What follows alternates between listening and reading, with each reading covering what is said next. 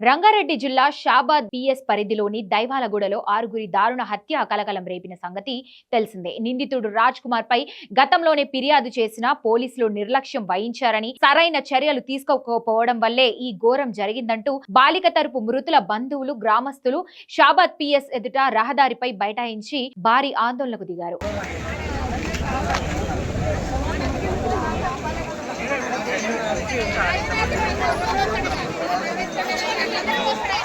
అయితే ఈ 6 హత్యల కేసులో సంచలన విషయాలు వెలుగులోకి వస్తున్నాయి. నిందితుడు రాజ్ కుమార్ పై నమోదైన ఫోక్సో ఎఫ్ఐఆర్ కాపీలోని వివరాలు ఇప్పుడు అందరినీ భయాందోళనకు గురి చేస్తున్నాయి. నిందితుడు రాజ్ కుమార్ పై గతంలోనే ఓ కేసు ఉంది. భూ తగాదాల్లో రాజ్ కుమార్ ఇద్దరిని కొట్టి బెదిరించాడు. షాబాద్ పిఎస్ లోనే రాజ్ కుమార్ పై కేసు నమోదైంది. బాలిక విషయంలోనూ రాజ్ కుమార్ క్రూరంగా వ్యవహరించాడు. ప్రేమ పేరుతో బాలికను వేధించాడు. మాట్లాడాలని, కలవాలని టార్చర్ పెట్టాడు. 6 నెలలుగా రాజ్ కుమార్ సదరు మైనర్ బాలికను ప్రేమ పేరుతో వేధిస్తున్నాడు. తనతో మాట్లాడాలని, కలవాలంటూ నిరంతరం బలవంతం చేసేవాడని తెలుస్తోంది. శంషాబాద్ లో కాలేజీకి వెళ్లే సమయంలోనూ బాలికను వేధింపులకు గురి చేశాడు. బాలిక తల్లి రాజ్ కుమార్ భయంతో బాలికను కాలేజీకి పంపడం ఆపేసింది.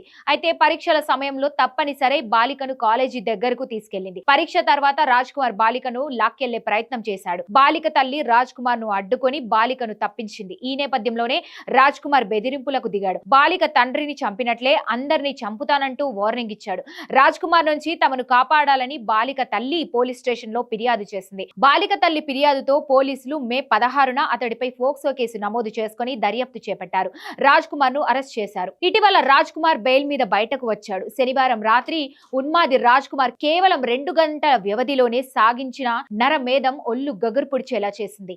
రాత్రి 11 గంటల సమయంలో సదరు మైనర్ బాలిక ఇంటికి వెళ్లిన రాజ్ కుమార్ ఆమె తల్లి నాయనమ్మ ఎంత అడ్డుకున్నా వినకుండా బాలికను బలవంతంగా కారులో 3 కిలోమీటర్ల దూరంలో ఉన్న చెరువు కట్ల వద్దకు తీసుకెళ్లి అత్యాచారానికి పాల్పడ్డాడు. ఆ తర్వాత బాలిక గొంతు కోసి దారుణంగా హత్య చేసిన ఉన్మాది తిరిగి బాలిక ఇంటికి వచ్చి తనను అడ్డుకున్నారనే కక్షతో బాలిక తల్లి నాయనమ్మను అతి కిరాతకంగా నరికి చంపాడు. అంతటితో ఆగకుండా అర్ధరాత్రి 1 గంట సమయంలో తన ఇంటికి వెళ్లాడు. దారిలో భార్యకు ఫోన్ చేసి పిల్లలను చూస్తానని చెప్పాడు. ఇంట్లోకి వెళ్లడమే ఆలస్యం. భార్య సరితపై రాజ్ కుమార్ కత్తితో దాడి చేశాడు. ఆమె ప్రాణభయంతో బయటకు పరుగులు తీసినప్పటికీ వదలకుండా ఈడ్చుకుంటూ లోపలికి లాక్కెళ్లి గొంతు కోసి చంపేశాడు. ఆ తర్వాత నిద్రిస్తున్న తన 2 కన్న పిల్లలను సైతం ఏమాత్రం జాలి లేకుండా గొంతు కోసి మట్టుబెట్టాడు. ఇలా కేవలం 2 గంటల్లో 6గురిని పొట్టన పెట్టుకున్న రాజ్ కుమార్ రక్తం ఓడుతున్న కారులోనే అక్కడి నుంచి పరారవుతూ తన తండ్రికి ఫోన్ చేసి నేను 6గురిని చంపేశానని చెప్పి ఫోన్ స్విచ్ ఆఫ్ చేశాడు. 6గురి హత్యల నేపథ్యంలో బాలిక బంధువులు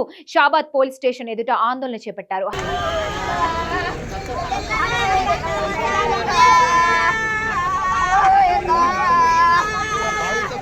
హత్యలకు పోలీసుల ఆలస్యత్వమే కారణమని ఆరోపిస్తున్నారు. మే 16నే రాజ్ కుమార్ పై ఫిర్యాదు చేశామని బాలిక కుటుంబ సభ్యులు చెబుతున్నారు. అదుపులోకి తీసుకోవడంతో పోలీసులు నిర్లక్ష్యం వహించారని అంటున్నారు.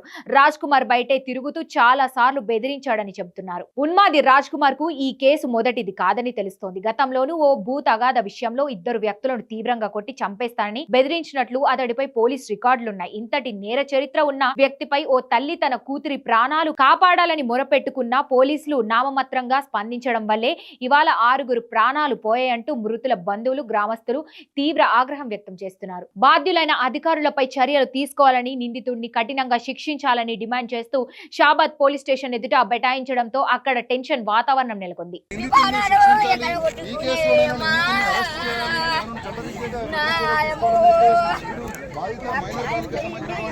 కుటుంబ సభ్యులు రోడ్డుపై ఆర్తనాదాలు చేస్తూ